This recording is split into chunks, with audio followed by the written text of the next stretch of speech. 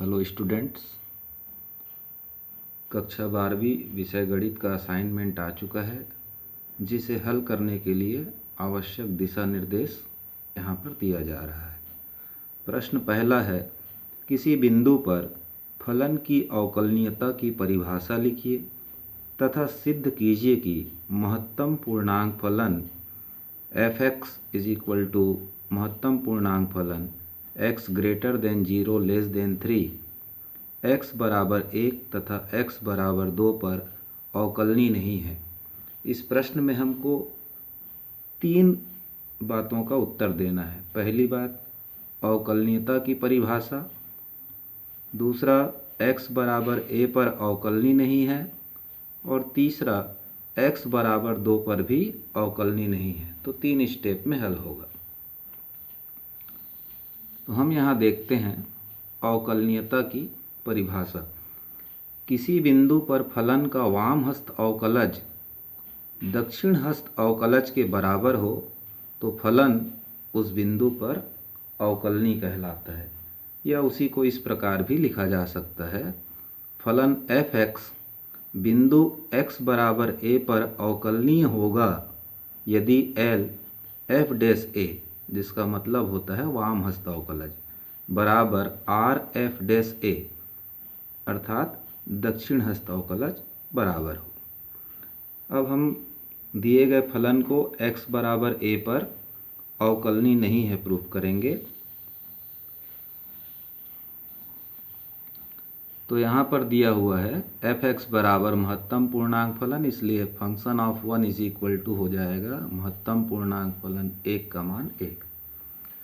Function of x plus h अगर हमको रखना हो तो महत्तम पूर्णांक फलन में हम x धन h रखेंगे। तो पहला देखते हैं R(f')(1), तो limit h tends to 0 function of 1 plus h minus function of 1 upon h। तो महत्तम पूर्णांक फलन का साइन है, ये बड़ा कोष्टक जो लगा है महत्तम पूर्णांक फलन के लिए है।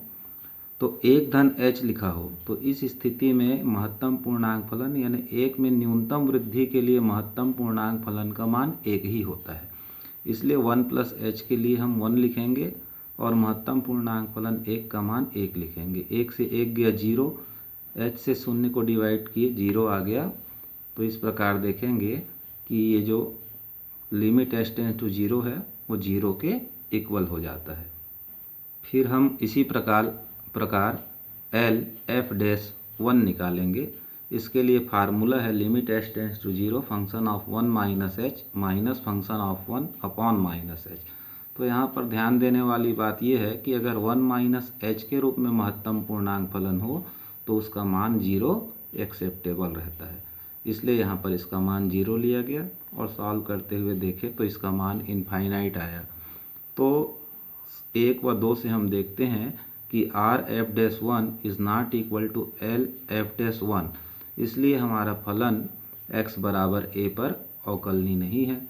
अब हम x बराबर 2 पर फलन के अवकलनीयता की जांच करेंगे। तो पुनः x बराबर 2 धन h लेने पर कह सकते हैं जब x का मान 2 हो तब h का मान 0 होगा। फिर बिल्कुल जैसे पहले पद को हल किए R(f')(2) निकाल लेंगे, जिसका मान आ रहा है 0। फिर हम L(f')(2) निकालेंगे, मान को रखते हुए हल करने पर इसका भी मान अनंत आता है। तो 3 व 4 से देखते हैं कि R(f')(2) is not equal to L(f')(2) अर्थात दक्षिण हस्त अवकलज वाम हस्त अवकलज के बराबर नहीं है, इसलिए दिया गया फलन x बराबर 2 पर अवकलनीय नहीं है, ये सिद्ध हो जाता है। फिर नेक्स्ट क्वेश्चन है, लघुगणकीय अवकलन क्या है? फलन f(x) बराबर x की घात साइन x धन साइन x की घात कॉस x का x के सापेक्ष अवकलन कीजिए। तो लघुगणकीय अवकलन, लघुगणक लेकर अवकलन करने की क्रिया को लघुगणकीय अवकलन कहा जाता है। अब दिए गए फलन को हम y बराबर ले लेंगे x to the power sine x plus sine x to the power cos x। x to the power sine x के लिए u मान लेंगे और sine x to the power cos x के लिए v मान लेंगे और दोनों पक्षों का x के सापेक्ष डिफ्रेंशिएट करेंगे तो मिलेगा dy/dx is equal to du/dx plus dv/dx। फिर हम u बराबर चूँकि sin x लिए हैं तो log लेने पर फिर दोनों पक्षों का log लेते हुए इसको इस प्रकार से हल करते हैं। आप थोड़ा देख के नोट कर लीजिए इसको।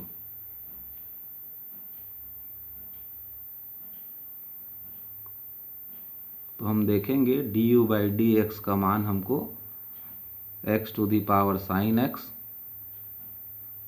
ब्रैकेट में sin x upon x plus cos log x प्राप्त होता है। फिर v इज इक्वल टू ले लेंगे sin x to the power cos x, log लेंगे और फिर इसको हल करते जाना है अपने को।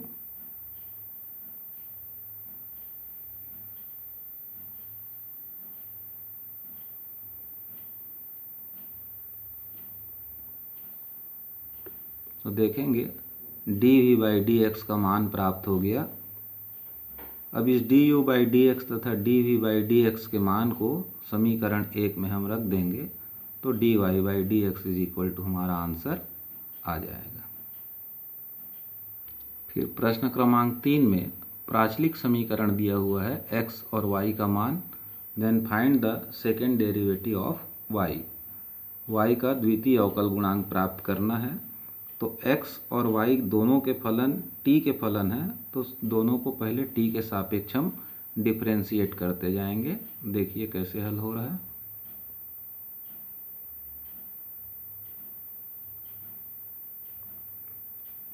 ये dx/dt प्राप्त हो गया at cos t।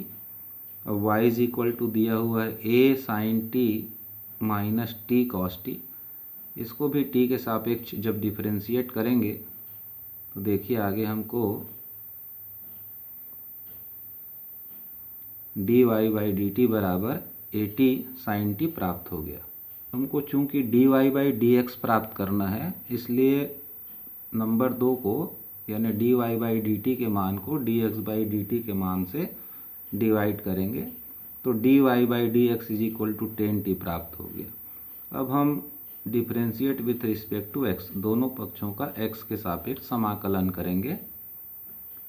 10t का x के सापेक्ष समाकलन नहीं होने के कारण dt का गुणा भाग किए तो 10t का sec स्क्वायर t हुआ और dt/dx का मान at cos t होता है, इसलिए dt/dx is equal to 1/at cos t रख देंगे और इसको सॉल्व करेंगे तो d²y/dx² is equal to sec त्रिघात t अपॉन at प्राप्त होगा। क्वेश्चन नंबर 4 देखेंगे। तो मान लेंगे शंकु की ऊंचाई h और त्रिज्या r है। तो प्रश्न में कहा गया है कि शंकु की ऊंचाई उसकी त्रिज्या का छठा गुना है, इसलिए h बराबर 1/6r लेंगे तो r बराबर 6h मिलेगा। और उसके आयतन में परिवर्तन की दर dv/dt बराबर 12 घन सेंटीमीटर प्रति सेकंड दिया हुआ है। हम जानते हैं कि शंकु का आयतन 1/3 पाई r वर्ग h होता है। r का मान 6h रख लेंगे ताकि पूरा समीकरण आपका h युक्त हो जाए। फिर हल करते हुए देखते हैं तो 12 पाई s त्रिघात आ जाता है। फिर इसको t के सापेक्ष आप डिफ्रेंशिएट कर दीजिए तो आ जाता है 12 पाई 3h का वर्ग dh/dt। तो dh/dt बराबर निकालेंगे तो ये सॉल्व होकर के मिलता है 3 पाई h²। अब हमको h जब शंकु की ऊंचाई 4 सेंटीमीटर हो उस स्थिति में उसके ऊंचाई में परिवर्तन की दर, तो जो डिफ्रेंशिएट करने से आया हुआ है 3 पाई h², तो h की जगह 4 पुट करेंगे तो 4 चौक 16 तिया 48 1/48 पाई सेंटीमीटर प्रति सेकंड इसका आंसर हो जाएगा। प्रश्न क्रमांक 5, ऐसी दो धन संख्याएं ज्ञात कीजिए जिनका योग 16 है और घनों का योग निम्नतम है। उच्चिष्ट निम्निष्ट के अनुप्रयोग पर आधारित है। मान लेंगे दो धन संख्या x और y है, तब प्रश्नानुसार हम लिख सकते हैं x + y बराबर 16 तथा घनों का योग को मैं u से प्रदर्शित कर रहा हूँ यहाँ, तो u बराबर हो गया x त्रिघात प्लस y त्रिघात। समीकरण 1 से y के मान को 16 ऋण x हम यहाँ रख लेंगे तो लिखा गया है समीकरण 1 व 2 से। फिर हम इसको x के सापेक्ष डिफ्रेंशिएट करते हैं आप नीचे देखेंगे किस प्रकार से डिफ्रेंशिएट हुआ है। तो du/dx is equal to 3x² minus 3 bracket में 16 ऋण x का वर्ग मिल जाता है। इसको एक बार फिर से डिफ्रेंशिएट कर देंगे तो मिल जाएगा 6x धन 6 कोष्टक में 16 ऋण x। उच्चिष्ट और निम्निष्ट के लिए फर्स्ट डेरिवेटिव को 0 के इक्वल लेते हैं और du/dx को 0 लेकर के हल करने पर हमको x बराबर यहाँ 8 मिल रहा है। इस x के मान को सेकेंड डेरिवेटिव ऑफ u में अर्थात d²u/dx² जिसको समीकरण 4 दिया गया था वहाँ पर इस मान को रखेंगे, x के मान को 8, तो 96 प्राप्त हुआ जो धनात्मक है। धनात्मक होने के कारण इस बिंदु पर u जो होगा निम्निष्ट होगा। ठीक, तो निम्नतम मान के लिए ही हमको संख्या ज्ञात करना था। अब एक संख्या x बराबर 8 मिल चुका है तो इस x के मान को समीकरण 1 में रखेंगे तो y बराबर भी 8 प्राप्त होगा।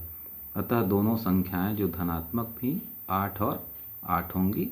ये कंप्लीट होता है। दिसंबर माह के कोर्स के लिए आप चैनल को सब्सक्राइब जरूर करें और 12वीं गणित का पूरा पाठ्यक्रम हमारे चैनल पर उपलब्ध है। विस्तार से अध्ययन के लिए चैनल सब्सक्राइब करें और बेल दबा लें ताकि कोई भी वीडियो अपलोड होते ही आपको सूचना मिल सके।